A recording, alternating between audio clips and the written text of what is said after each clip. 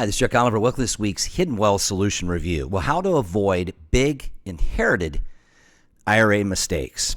And folks, there are plenty of the mistakes. And so let me give you an example. I always like to teach by example of clients that have been impacted by this. And we're seeing more and more of this. In fact, this is why for many of you, we've gotten referrals to or introductions to parents that are likely not going to spend down all of their IRAs, but so their children don't have these large inherited required distribution inherited IRAs, because you can't Roth convert a non-spouse inherited IRA.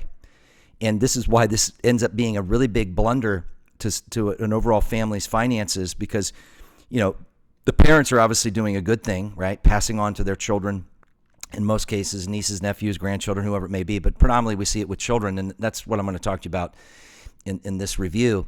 Is one of our clients inherited money from his mother-in-law, right? A $300,000 IRA, he and his wife. And they're in their mid-50s. They're in their peak earning years.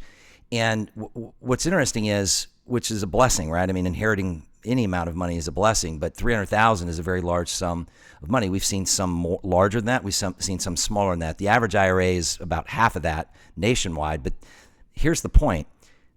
Because the person that left the IRA, if they're, and this is the first year this has been the case, if they were already taking a required minimum distribution forced by the governing laws of required distributions of IRAs, then the inheritor of that IRA has to continue to take inherited required minimum distributions. And so based on that, their inherited required distributions was going to be just a little over $10,000 for this year. One, it was the confusion of when does it start? Two, what's the penalty if you don't take it? Three, what's the 10-year rule? Four, does it require taking distributions, or can you wait the whole 10 years and then take it out right at the end of the 10th year? Folks, there's a lot to manage with that. Here's the point. Don't own traditional IRAs. So we have a lot of our older clients referring their adult children that are in their earning kind of peak earning years in their 40s, 50s, going on 60s, that they're saying, look, don't do what we did. Don't keep socking away money in these traditional 401ks and IRAs and then just get clobbered when the government starts forcing you under their rules of when to take out, how much you got to take out, and when to take out. But here was the irony. Because of this couple's income being about $350,000 and living in a state income tax state, in fact, they're from the state of Colorado, the tax on just that $10,000 was over 36%, because it's the last dollars earned or that you have to report, right, that are being taxed at the highest tax rates. So as we work with our strategic tax team, we were able to find out, gosh, if you continue to hold this inherited IRA, you're going to give up 36% plus of it just back to Uncle Sam into the great state of Colorado, which is absurd. And you can't Roth convert an inherited IRA. So the key is make sure that you're having these conversations. And I want to teach you by going to taxessave.com.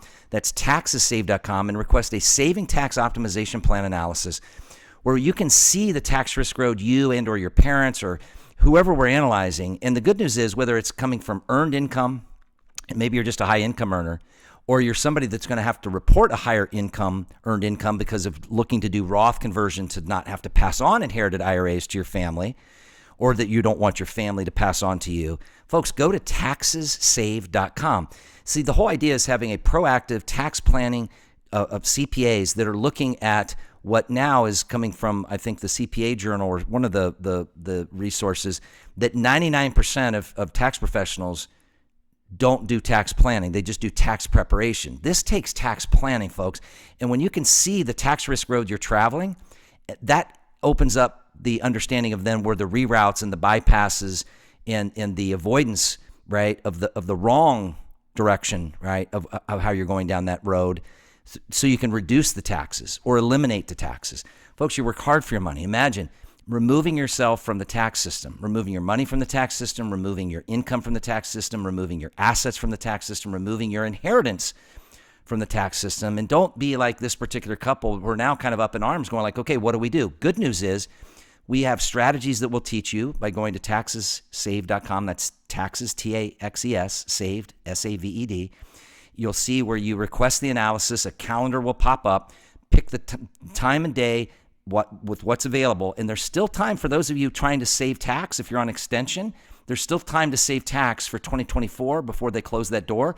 And before the Tax Cut and Jobs Act, while it's still alive, learn how much tax you can still save in 2025, folks. Taxessaved.com, taxessaved.com.